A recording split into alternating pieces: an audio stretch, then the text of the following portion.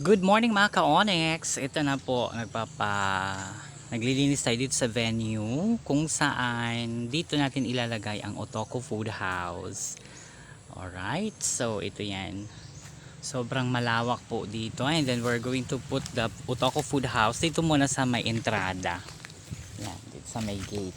Okay, as you can see, ayan. Malapit na malapit. Ayan na po ang Bicol University. So dito po kalsada, maraming dumadaang mga estudyante. Ayan, dito tayo maglalagay ng Otoko Food House. Okay? So pag nakilala na dito na meron ditong kainan ng Otoko Food House, that's the time we can transfer and move here sa pinaka-canteen. Okay? Kasi para makilala muna tayo, dito muna tayo sa may gate na maglalagay tayo dito ng kainan, mesa, parang garden set ang dating. Okay? So yan ang magiging senaryo ng paglalagay. Ayan, may estudyanteng lumalakad kasi it's Sunday today. So dito natin ilalagay ang Otoko Food House. So nagpapalinis tayo dito. So magiging garden muna siya for the meantime. Tapos ilalagay natin doon ang mga tables, may mga puno. Ayan.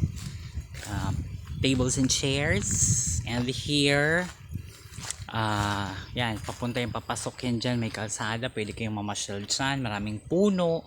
Ayan, pwede din gawin pa natin garden yan, lagyan ng mga tables and chairs, o pwede dyan mag-camping sa mga pakapunuan. So yan ang latest update ko po sa pag-aayos dito sa pagbubukas natin ng Otoko Food House by Bit Onyx. Ayan. By Bit Onyx. Ayan. So yan po ang latest update. Once again nag-aayos tayo, nagpapalinis tayo dito. Ayan. Nag-aayos tayo ng garden.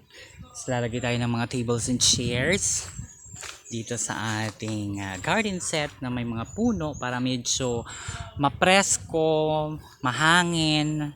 So less tayo ng electric fan kasi sobrang mahangin talaga dito. Ayan. Ramdam ko ang hangin. Dito tayo sa ilalim ng puno ng pili. Ayan. Tapos maraming piling nalalaglag. Ayan, oh. So pwede kayong kuha ng pili nuts. So yan mga ka-Bit Onyx, mga ka-feeling vlogger. Ang ating latest update dito sa ating gagawing Otoko Food House by Bit Onyx. Bye.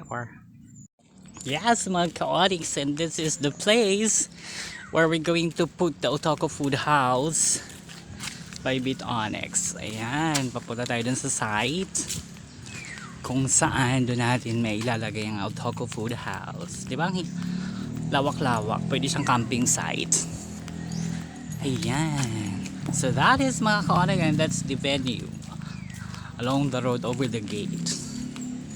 Bye.